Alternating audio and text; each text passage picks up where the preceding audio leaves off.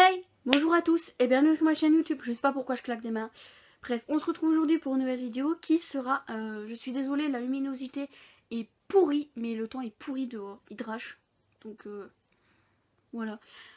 Donc je disais, on se retrouve aujourd'hui pour un update lecture, donc l'update lecture du mois de mars qui, je crois que je vais le couper en deux en fait, parce que clairement, voilà quoi. Il y a 10 livres. J'ai lu 10 livres en mars. Donc je pense clairement que je vais le couper en deux. Faire 5-5. Parce que là... Bref. Pour commencer mars, j'ai lu Winter. Donc les chroniques lunaires, le tome 4. Winter de Marissa Meyer. Donc dans les chroniques lunaires, on va suivre Cinder qui est une cyborg. Et qui va découvrir beaucoup de choses concernant sa vie. Voilà. Et en fait, chaque personnage va quand même avoir un rôle important dans l'histoire. Donc Cinder qui est quand même le personnage principal. Normalement, les chroniques lunaires sont une réécriture de contes. Donc Cinder est la réécriture de Cendrillon, Scarlett du Petit Chaperon Rouge, Cress de Réponse et Winter de Blanche-Neige. Voilà. Et donc Cinder est quand même là le personnage principal, mais Scarlett, Cress et Winter vont toutes les trois avoir un rôle à jouer dans le combat que prépare Cinder. Voilà, parce que c'est un grand combat contre la lune, contre Levana. Et voilà, j'ai adoré cette saga. Je pense que peut-être pas tous les tomes, mais celui-là en tout cas est un coup de cœur. J'ai vraiment kiffé découvrir le personnage de Winter, découvrir la complexité du personnage de Winter aussi. Et de découvrir toute cette finalité concernant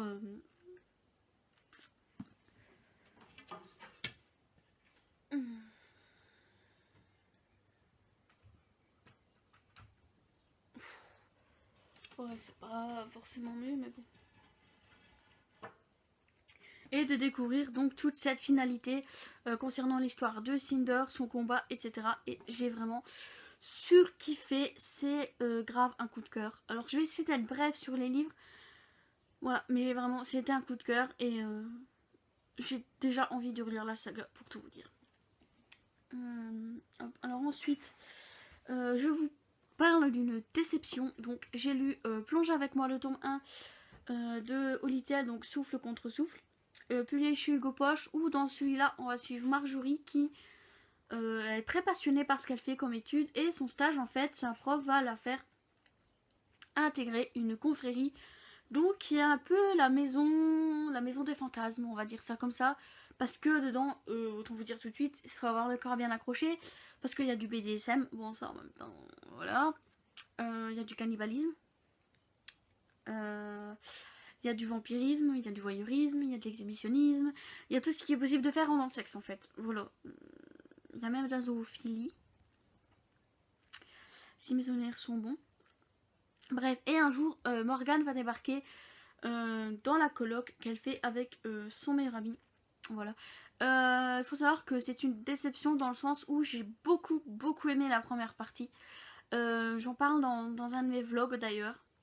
J'ai beaucoup aimé la première partie, mais à la fin de la deuxième partie et la deuxième, ça a été la catastrophe. Il se passe une scène qui m'a mis extrêmement mal à l'aise. Tellement mal à l'aise en fait que j'ai refermé. Je me suis dit sur le coup, c'est bon, j'arrête là. Et au final, je me suis dit, laisse-lui sa chance et bah je lirai pas le tome 2, c'est clair et net. Je lirai pas le tome 2 parce que la scène m'a clairement dégoûtée du reste de l'histoire que j'ai lu en diagonale, de peur de revivre une scène du même type en fait. Alors je me doutais bien que dans une dark romance, ce genre de scène était possible, mais là ça m'a choquée, ça m'a mis extrêmement mal à l'aise et je me suis dit plus jamais quoi, plus jamais. Voilà, clairement, plus jamais et non. Même avec le deuxième, non. Même si on m'a dit que le deuxième est plus doux, oui mais non, clairement pas. Donc c'est une déception. Malheureusement, ça arrive de temps en temps d'avoir une déception. Alors ensuite j'ai lu Chère Mamie au pays du confinement de Virginie Grimaldi. Donc pour passer très vite, c'est le même système que le premier Chère Mamie. Donc c'est Virginie Grimaldi, donc l'autrice qui écrit des lettres papier à sa grand-mère tout au long du confinement où elle raconte ses journées. Voilà. Et des photos sont publiées avec. Et donc on va suivre pendant le confinement de mars 2020. Voilà, j'ai beaucoup aimé. C'est distrayant, voilà, ça fait passer le temps. Et après une lecture aussi compliquée que au LITL, ça m'a fait du bien. Bref, ensuite j'ai lu le tome 2 de la saga de l'épouvanteur, donc La malédiction de l'épouvanteur de Joseph Delaney, publié chez Bayard Jeunesse en format poche, où dans cette saga on va suivre Thomas Ward qui est le 7e fils d'un 7e fils, et seuls les 7e fils d'un 7e fils peuvent devenir épouvanteurs. Donc il va devenir l'apprenti de l'épouvanteur, où ils vont à travers différents endroits, ils vont devoir combattre des ghouls, des sorcières, différentes, voilà, plein de choses en rapport avec le surnaturel, où ça va être son rôle à lui, enfin son rôle à lui plus tard, parce que là il est juste apprenti, mais lui il va devoir là il est là pour apprendre, pour plus tard reprendre le rôle de l'épouvanteur. Ouais, donc j'ai vraiment beaucoup aimé. Je continuerai avec plaisir cette saga, parce que pour l'instant, même si sur le début j'ai trouvé Thomas assez naïf quand même, parce que le piège est gros comme un camion, mais lui il saute à pied dedans, à pieds joints dedans, hein, clairement, ou peut-être la première carrément dedans. Mais bref, c'est pas si grave que ça, j'ai quand même beaucoup aimé, donc voilà. Alors ensuite, qu'est-ce que j'ai lu ensuite?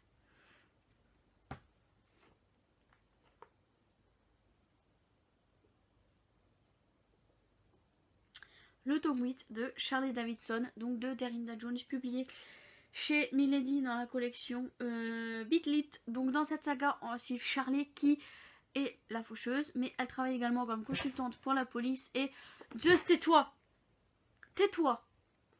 Donc elle travaille également comme consultante pour la police et détective privé. Dans ce tome 8, pour pas vous spoiler, il se passe quelque chose dans sa vie qui fait qu'elle est assez isolée avec Reyes. Et j'ai trouvé ce livre assez... Autant je trouvais un peu rébarbatif parce qu'il se passe toujours la même chose. Elle a son boulot de détective privé, donc elle a son enquête de détective privé, elle a ses problèmes du fait qu'elle est la faucheuse, etc. Et là, l'explosion d'action qui se passe, c'est un truc de ouf. C'est vraiment un truc de ouf. Il se passe une multitude de choses. J'étais en mode... C'était trop bien. J'ai repris goût à cette saga et je vais la terminer avec beaucoup de plaisir. J'ai hâte de découvrir ce qui va se passer dans le tome 9, surtout vu ce qui se passe dans celui-ci, autant vous le dire. Et ouais, voilà, je lirai avec grand plaisir le reste de cette saga.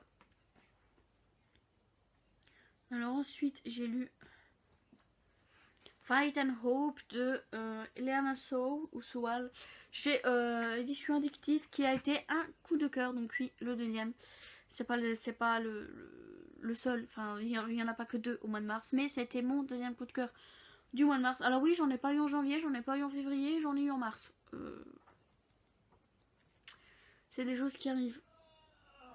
Je vous rassure, hein, la main elle est pas dans le pantalon. Non, parce que la première fois j'ai cru qu'elle était dans le pantalon.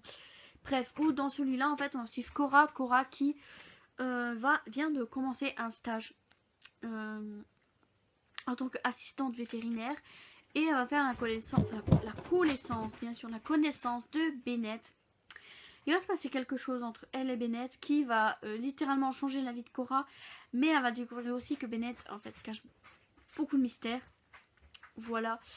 Et elle va faire à côté la connaissance de Logan qui est le frère de Bennett, et qui va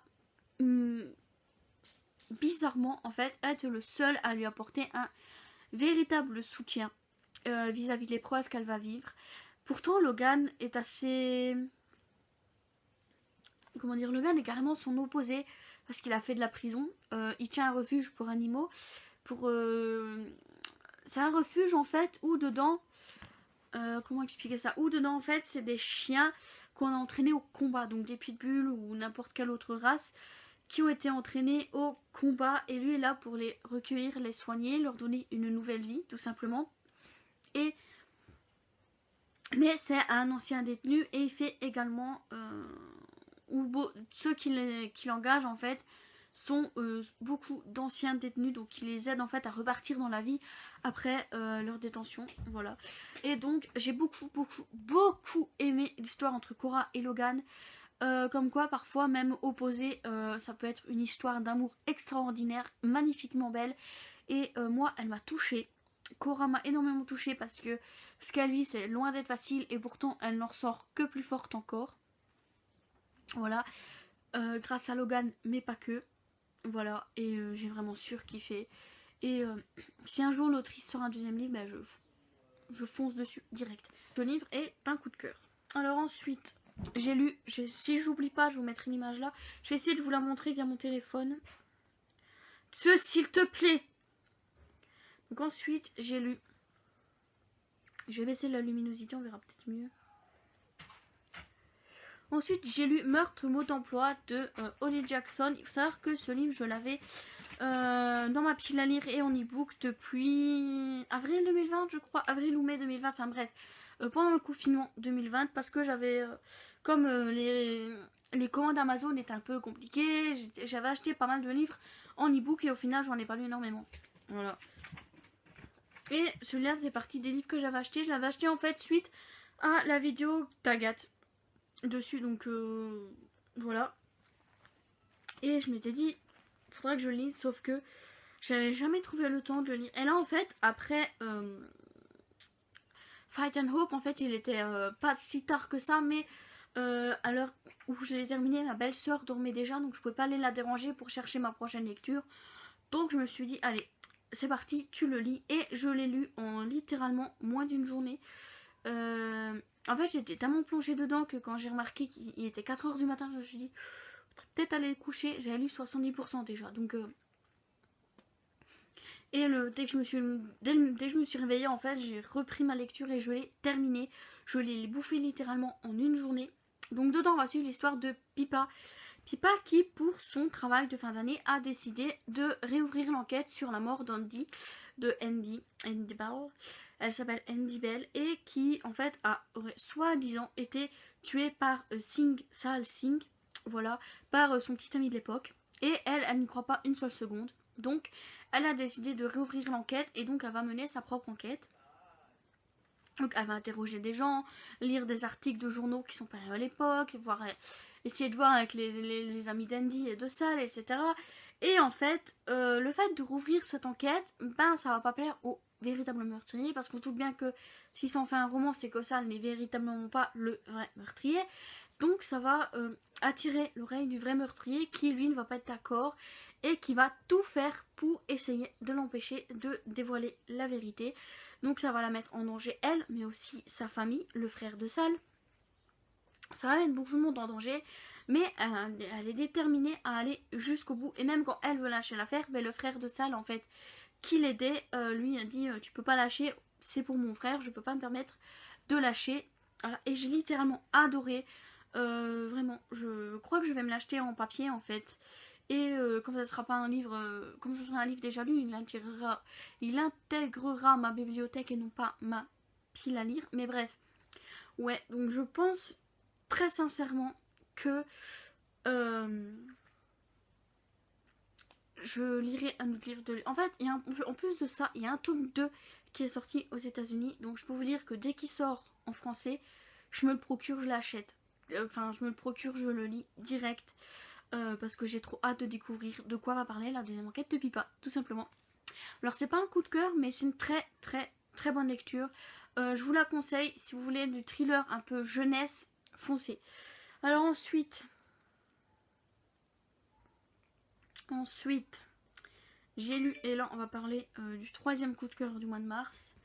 Ensuite j'ai lu Et puis soudain sombré de Laura S. White chez Hugo Poche, où c'est le troisième tome de la saga. Donc dans cette saga on va suivre Lia qui n'a pas vécu des choses très sympas, très gentilles, très cool dans sa vie, on va dire, parce que elle a vécu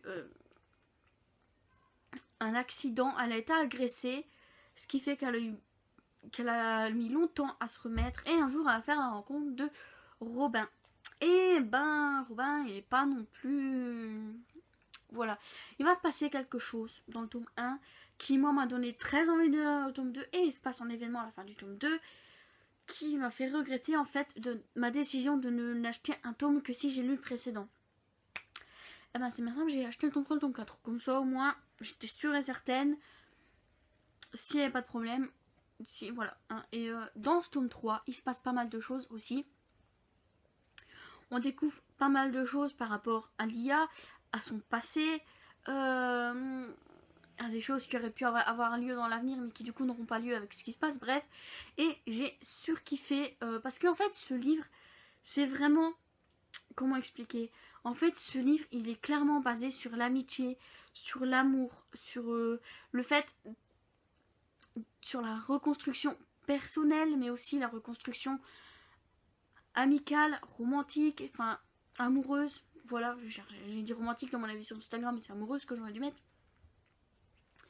Et ouais, c'est vraiment, dans ce livre en fait, c'est vraiment l'amitié qui prône, bah, l'amour aussi parce que Robin et Lia, voilà, mais c'est vraiment, ils prouvent en fait que c'est ensemble qu'ils sont plus forts, c'est ensemble qu'ils arrivent à surmonter les épreuves, voilà. Bon, évidemment leur bande ça a grandi parce qu'il y a Robin et les sœurs de Robin, en plus de Lia, Matt et Chris, mais moi j'ai surkiffé ce troisième tome et ça va être grand plaisir que je lirai le tome 4. Alors ensuite, j'ai lu Le bizarre incident du chien pendant la nuit de Mark Haddon, où dedans aussi Christopher qui a 15 ans. Et en fait, Christopher est atteint du syndrome d'Asperger. Alors c'est pas dit dedans, mais on le comprend avec la lecture du roman en fait. Bon, pour ceux qui ne savent pas, parce que j'avoue c'est un terme c'est un terme plus psychologique en fait. Enfin, les médecins diront plus vite qu'on a atteint du syndrome d'Asperger qu'on a atteint d'autisme. Donc le syndrome d'Asperger en fait c'est l'autisme. Je vais pas vous faire un cours sur l'autisme, mais en gros chaque personne. Tu as fermé ta gueule, j'en ai marre de t'entendre. Merci. En fait chaque personne atteinte d'autisme réagit différemment à la vie. Et en fait Christopher, ben ça a pas l'air d'être un autisme très prononcé, mais on va dire que lui il a une certaine logique. Par exemple, ben, il peut résoudre un problème de maths en quelques secondes, un problème que nous parfois on mettrait des jours à résoudre. Voilà. Il déteste le jaune et le marron, il déteste qu'on le touche parce que dès qu'on touche il fait une crise, il tape, il frappe, et voilà, il devient violent dès qu'on touche parce que ça c'est quelque chose qui est récurrent dans les personnes atteintes d'autisme, c'est qu'elles détestent qu'on les touche.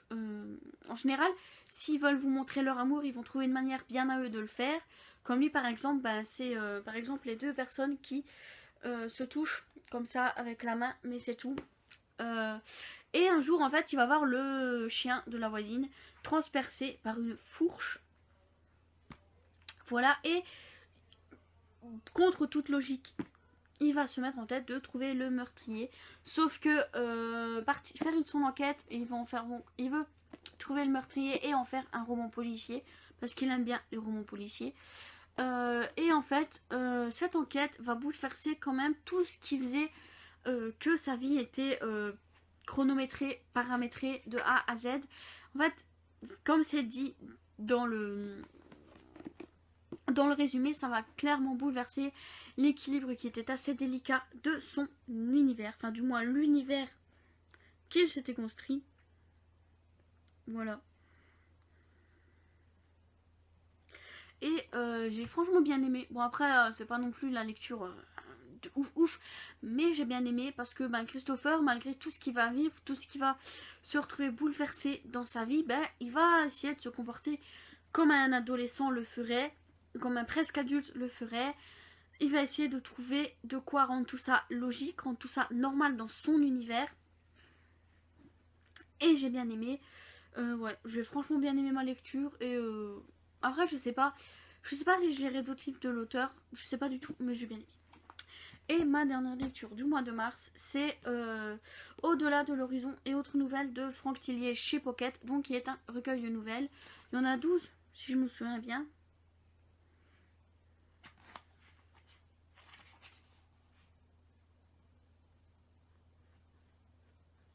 Il y en a 12 et j'ai lu les 12 en très peu de temps.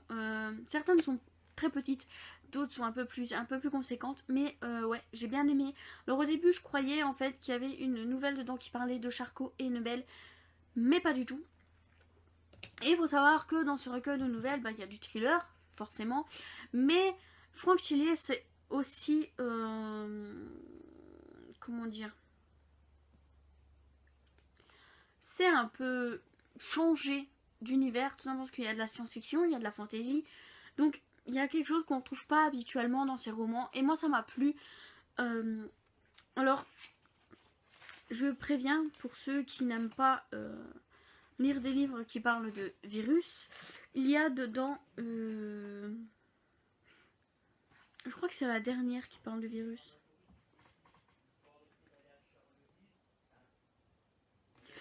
La dernière en fait, donc le grand voyage, parle d'un virus. Donc, alors la première au-delà de l'horizon est sur... Ah, le chien.